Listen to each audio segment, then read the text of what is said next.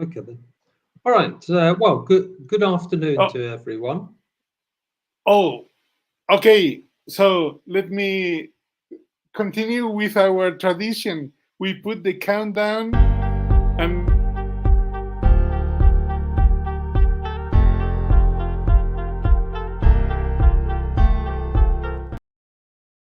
time to talk. Okay. So, how are you, Mike? Okay. Welcome Yeah, here again. very well, thanks. Para los que nos están escuchando Yeah. desde otras partes del globo, estamos en otra nave, estamos en dos naves, no estamos en la nave nodriza como el otro día, pero we are gonna learn English. Vamos a aprender un poco de inglés y hoy vamos a hablar de agua, de sequía, de demolición de presas y cosas así. But in English, right? So, Yeah. Mike, Yeah. What we'll do first is we'll watch a short video in Spanish, and then we'll look at some of the vocabulary from the video, but in English and Spanish, just okay. to give a little. And this is the video. Taster. This is the direction, the address of the video. So if you want to take it, you can go and watch it in TikTok. So let me put the video and let me share. No, it's not configuration, it's presentar.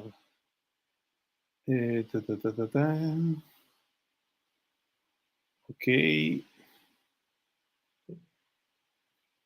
Vamos a ver este vídeo de TikTok que es curioso.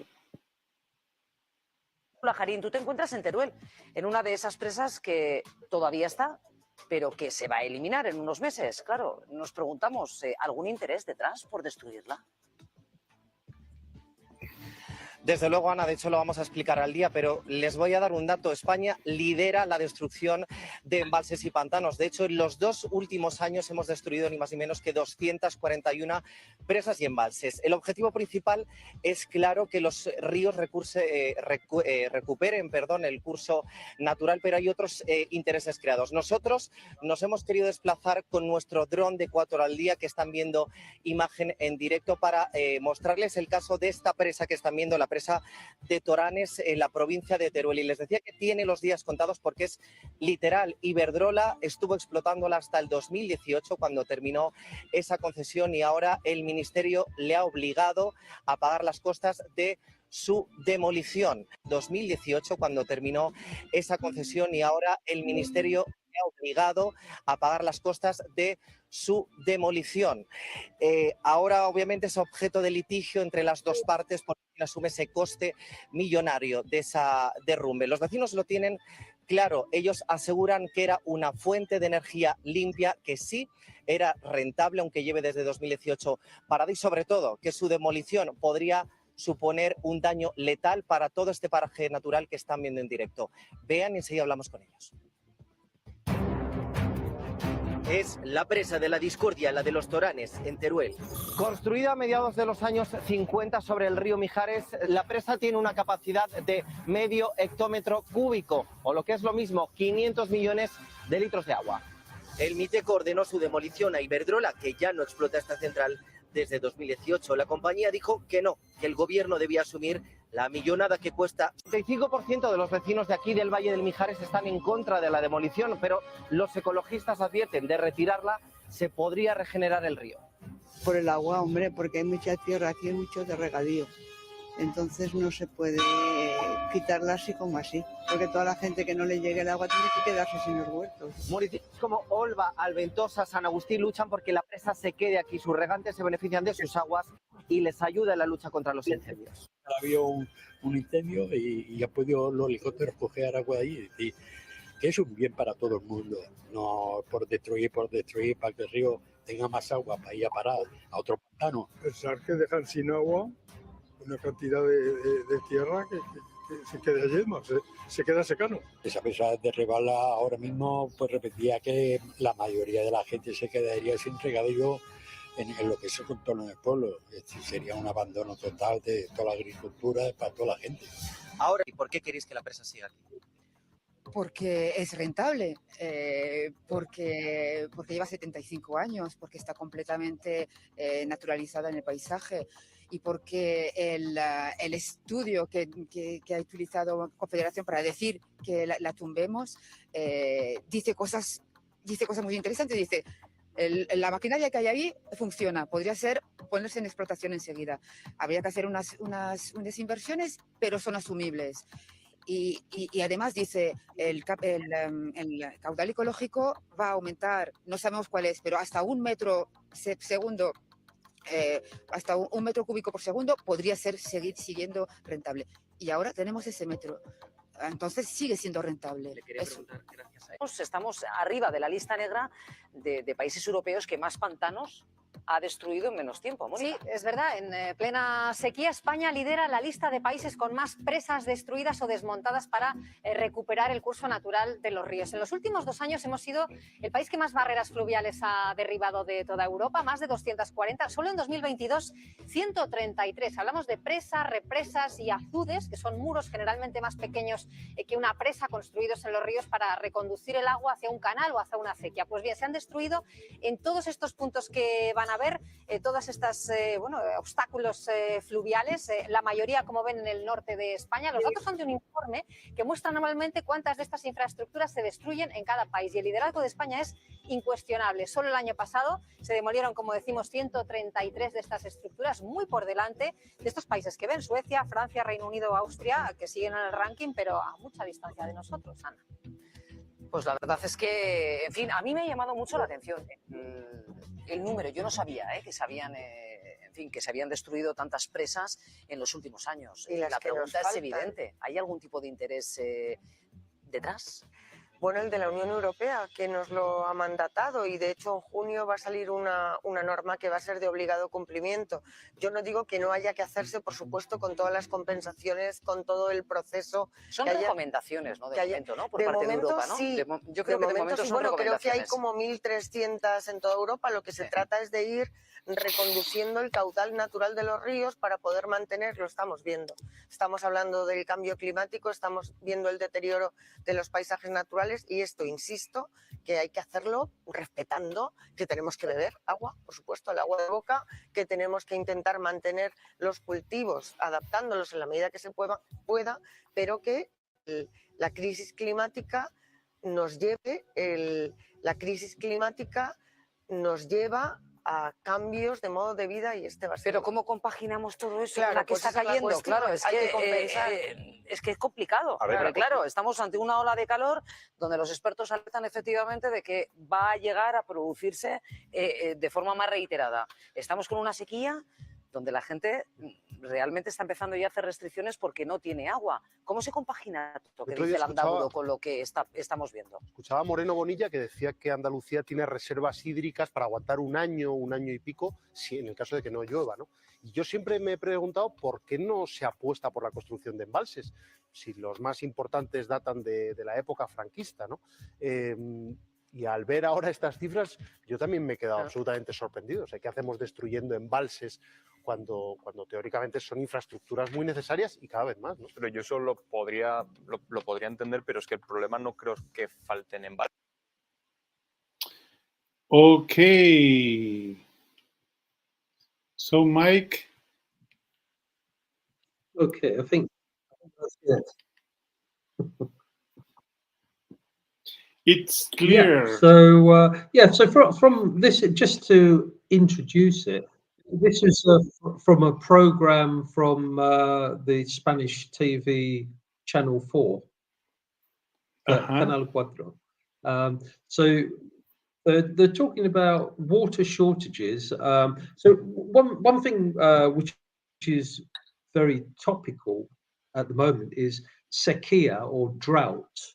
So if we have a look at the vocabulary, the drought is sequía. So currently in Spain, we're facing a drought. I think in the center, It's only rained really in January this year. It hasn't rained consistently since January. So as a result, we're following the vocabulary. We have a water shortage in some areas, which is what the video is talking about. Exactly. But I have a disclaimer. So we move along. Yeah.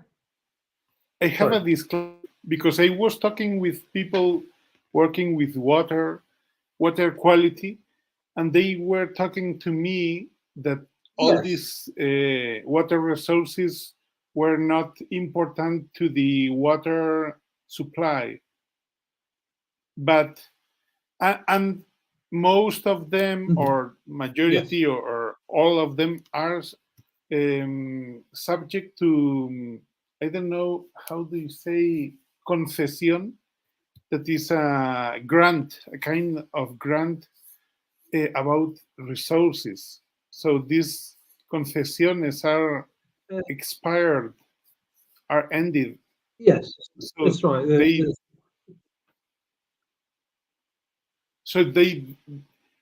Así que estamos hablando de sequía, y como habéis visto en el vídeo, habla de que se están destruyendo presas, azudes y cosas así. Y yo contaba que una persona que habla, que conozco, que trabaja con el agua, me decía, sí, pero son la mayoría presas pequeñas o azudes que están relacionados con una concesión de agua que ha caducado. Entonces, cuando ha caducado la concesión, quitan esa estructura. Pero es absurdo también, ¿no? Una vez que la tienes. Yeah. Presa is a reservoir, or if it's a big one, then it's a dam. Which are the big pantanos.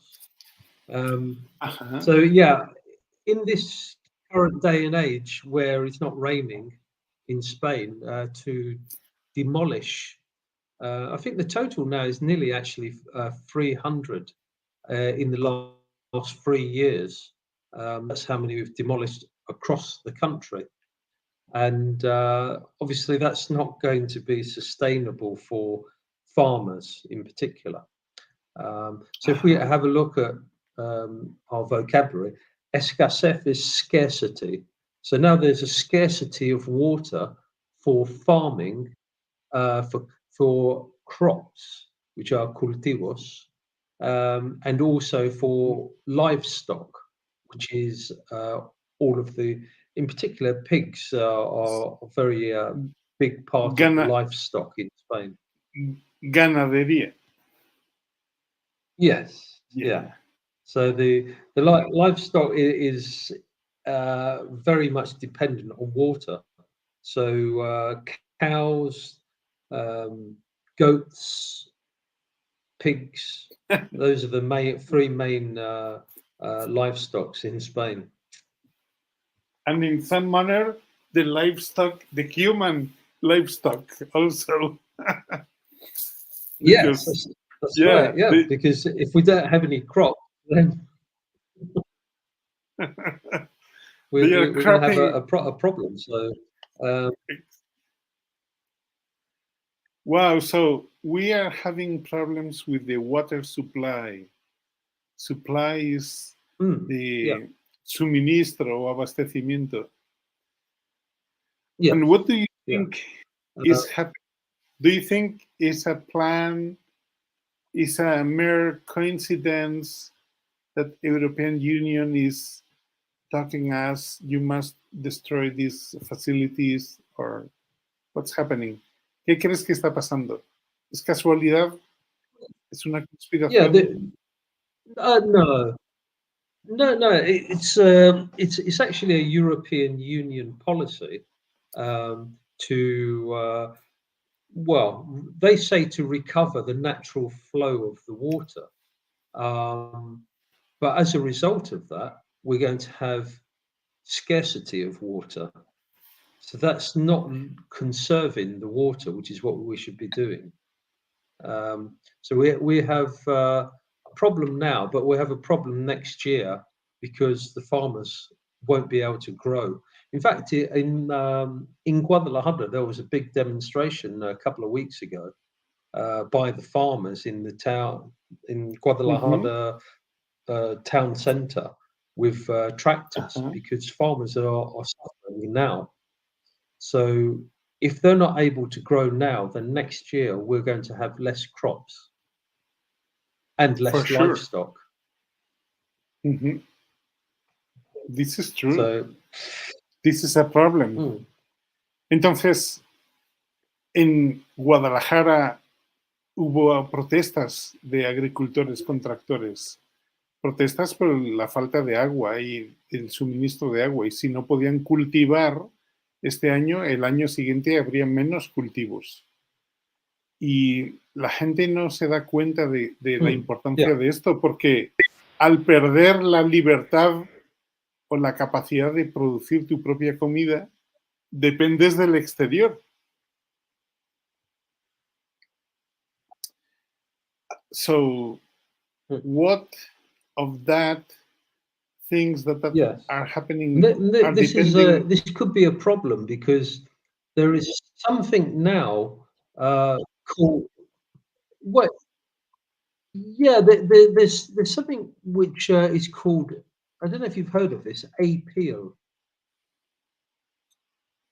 This is a genetically modified substance which is sprayed onto fruit and vegetables, which means that you don't need to put it in a plastic bag. The only problem with this appeal is that it is a chemical which could be cancerous. And in the UK, they're going to be trialing this in one of the biggest supermarkets in the UK. Wow. So and you cannot wash it off. Pero esto no es nuevo, ¿no? This is a long time thing, or this is right new. This one is a new one. So this is another Bill Gates one. Wow. Y casualmente there's some news which I saw yesterday. Yes. Claro. Yeah.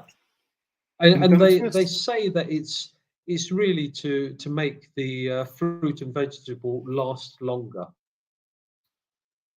Claro.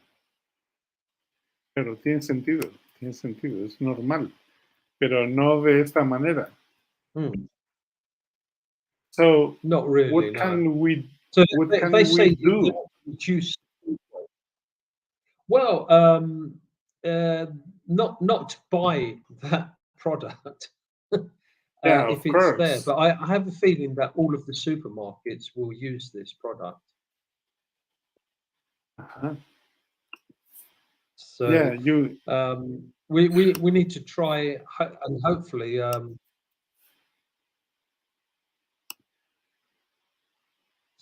okay, but the thing I'm trying is to send you the ad. How can we override all that stuff? How can we live in a more natural way? I think we need to. Yeah, well, we have the cooperatives, and the cooperatives we could actually see if it's possible to buy directly from the cooperatives rather than going to the supermarkets, because all of this is going to go through the supermarkets. So in Spain we have a very small chain of supermarkets which have the majority of the market, and like I say, they're trying to introduce this all over the world. So the UK, they're about to try it now, but it's already happening in the US, this appeal. And The only way to avoid it is to buy directly before this product is put on top of. How do you translate apil? No, this is the name of the substance. Literally, it's a chemical which is sprayed onto the fruit and vegetables. And makes a kind of plastic or a kind of... Yes, it's some sort protection. of coating. Okay, entonces... Yeah, well, they say protection. I don't know what's protected. Entonces estamos hablando de que hay frutas sobre las que ahora un producto nuevo se pulveriza para darles protección, para que no necesiten ir en envases de plástico. Pero casualmente sucede que esa sustancia es cancerígena o es peligrosa de alguna manera. Entonces estamos seguimos sin resolver el problema. No para usar en humanos, imagínate. Wow. So, wow, but Mike, we need to make a, how do you say, lighter news. Because all that is about is a bad news. So how can we change that? Well, because our people is gonna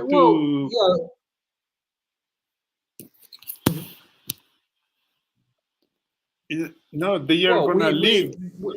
They want to listen wonderful things, beautiful things. You are the prettiest. You are the right one. You know.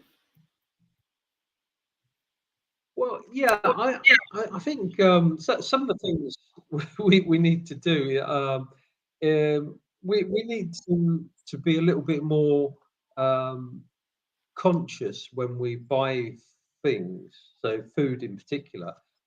So we should just buy what we need and not store things that we don't need. So we need to use up everything that we buy. One of the main things is rubbish. At the moment, a lot of people throw away a lot of food, so they're not using the resources, the natural resources, efficiently. They just buy things and then throw them if they don't need them. So that's a waste. So we need to be more conscious about our behavior when we're buying, particularly food. But also we need to, now that we know there's a problem, with the water as well, we need to be more conscious with how we use our water, and maybe use recycling water, which is not for drinking. We shouldn't have so many golf courses, for instance. Maybe the golf courses should use recycled water and not drinking water, which is one of the problems at the moment. So that's one way to do that, and also maybe some pressure to clean up the waters, so rivers, lakes, and also to make sure that businesses do not pollute the natural water that we have. So there are things that we can do to improve. I think we need to look at more biodegradable containers for everything really. So we know that plastic doesn't degrade; it's not biodegradable. Okay, so but the thing is that solving only one problem, we are not like this substance is doing with fruit. They are trying to reduce plastics, putting this covering by spraying the fruit, and this is not solving the problem because it's creating another problem. But the thing is, the power is of the consumers that pay. So if you don't buy these things, they are finished. They are dead. This is what people need to realize, that if we don't like something, don't buy it. This appeal is not something which we've asked for. So don't buy any products with appeal on it. They say that it's plant-based, but actually it's not true. It's a chemical. Well, yeah, so it's true. So you can't have a chemical that's plant-based. But yeah, we need to be a little bit more. We need to take care of what we do. So we are take care of the natural resources. Okay, during this all that we are practicing our English with some vocabulary and real news. You can check this. Oh no, it's it's not clear. It's Yeah, blurred. yeah. No, that's it. Yeah, that was it. Yeah. Okay. Yeah. Now. Yeah. Okay, so this is the QR code to our channel, Global News Guada Canal. Okay, Mike, we have another thing in our timeline. Is the phrasal verbs. What are the phrasal verbs? Okay. Well, I've used a few of them. So the main ones we need to do, for instance, are to cut back. So to cut back is to reduce our spending on unnecessary things or things that we don't actually need. So we need to cut back on the food that we buy, also the water that we consume, and we need to conserve all of our natural resources. Because if we don't, then we're going to run out. So we won't have enough food and we won't have enough water.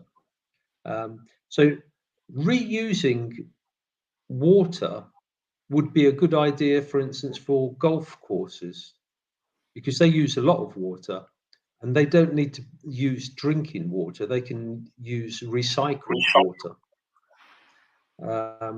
So in our case, we need to save up water for the coming years, because there's a lot of they predict a lot of dry seasons in Spain.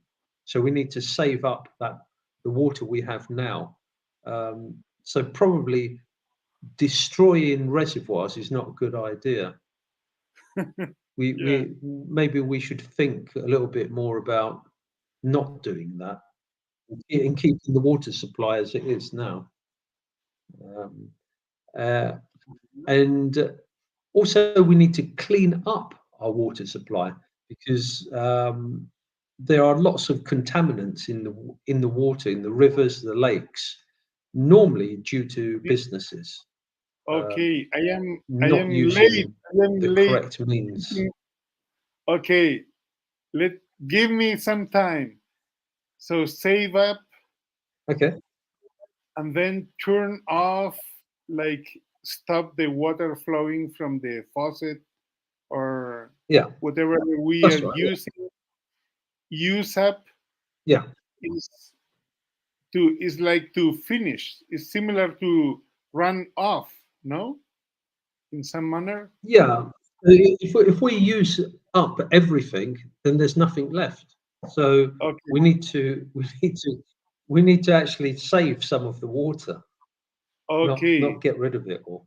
So then we have to wash out. So we are washing out our water. It's like the electric companies are using the water to produce electricity so they can earn money, and we have less water for the summer. Yeah. The last one was cleanup, in terms that they are doing all that about destroying dams because they want to clean up the river courses, no, or the river tracks. Yeah, the flow of the rivers. The only thing is when they're destroying everything, that's actually polluting or contaminating the water, because it's all going into the water. So they're not actually cleaning it up at all. They're making it worse. Okay, we have one person seeing us. It's incredible. Thank you. Saludos, abrazos de luz. Desde Los Ángeles, California, or Getafe. Good. Maybe, I hope it's from California. We don't know. And the last one, no, breakdown. No, we have several. And good. Take care. Okay, so we are gonna have a breakdown whenever all the water is finished. No. In this case, breakdown actually means, for instance, that the packaging or the containers we use are biodegradable. Okay. So they decompose naturally. But we can have a nervous breakdown. Or but that's a different context. Okay, perfect. Because we are talking about water. Perfect. And take care. We need to take care. Cuidar, nurture. No? Cuidar. That's right. Wow. So, what do you think about the people that are seeing us from Los Ángeles, desde Gijón? Algunos, además de aprender inglés, tienen que aprender a manejar, a conducir un automóvil antes de que los prohíban. ¡Oh! Mira, ¿quién tenemos por aquí? Nos saludan desde España también. So, what I want to ask a question to our audience is, what do you need? So we've got what is the level of English they need to develop? Because the thing of this program was to talk about things that are happening and talk in English and in between English and Castellano. Especially. So what's the next topic about we are gonna talk next program, Mike?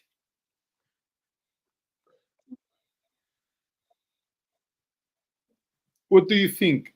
Or in the next program,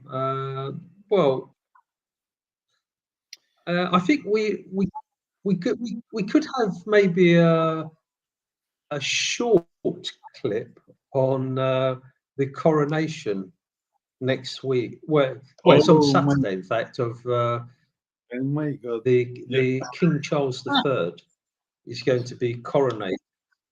So maybe we could talk about that and the monarchy. Yeah, monarchy. This is an interesting. Okay, so we were talking about water shortages, and with this excuse, we were learning several phrasal verbs and some vocabulary, so we can remember just drought, water shortage, and all that kind of terms related. They try to relate all that to climate change. You remember when the climate change was global warming, Mike?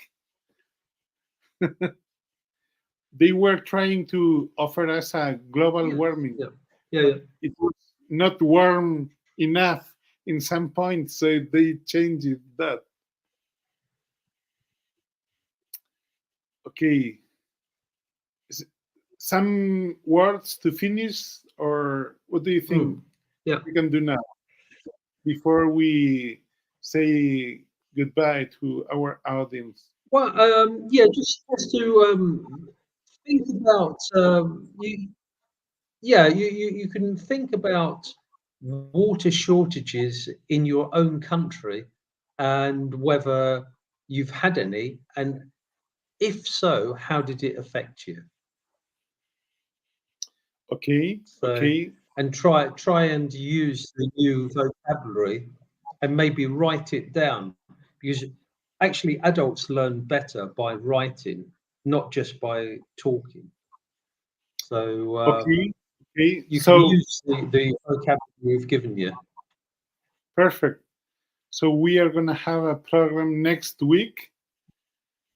So this is, let me check the calendar. It's the 11th of May.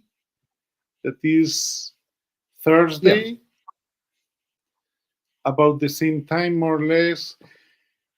And we are going to talk about the monarchy, but we want to read at the same time. Yeah. And another thing, we have the group. If you look for global news, Guada local, no, Guada canal. Okay. In Telegram. So yes, if you want to look at that, we'll put some things up there from today, and next week we'll put the class up for the monarchy as well. Wow, pues va a ser muy interesante. Porque ahí hay muchas cosas que se pueden sacar. Bueno, esperamos que todo el mundo esté bien, que si queréis seguir este programa podéis apuntaros, porque lo que queremos es darle una visión diferente a la conciencia con la que miramos las cosas. Y en este caso, además, lo estamos haciendo en inglés o aprendiendo inglés. Si revisáis el vídeo, veréis todos esos letreros que hemos ido poniendo con las distintas palabras, las distintas, el vocabulario, las frases hechas. Y todo esto es gracias a Mike, que se lo ha currado, que lo ha hecho posible. Y así que muchas gracias, Mike, por estar otra vez aquí. Espero que podamos hablar de cosas más lindas que solo de cosas terribles. Y este es el TikTok que vimos al principio. Es un vídeo de la 4 y, en fin, aquí estamos. Este enlace es tremendo, inescrutable, pero ahí queda para el vídeo para que os podáis apuntar. En el grupo de Guada News, Global News Guada Canal, Telegram. So, Mike, wait a minute. We can say bye-bye to our audience. So, I hope all enjoy this time of spring that appears to be summer. and reserve water enough to keep them hydrated and healthy and safe. Yeah. Thanks for watching, and have a great week. We'll see you next Thursday. Bye. Okay. Thank you all. Thank you all the people that is listening or watching us in YouTube, in Facebook, or in another platform. We want to develop the consciousness of the planet, and we are trying to do that talking in not so huge things, but with something as simple as learning a language and sharing and thinking. So thank you all for sharing, and see you next week, 11th of May, Thursday. Okay? Bye, Mike. Thank you. Bye.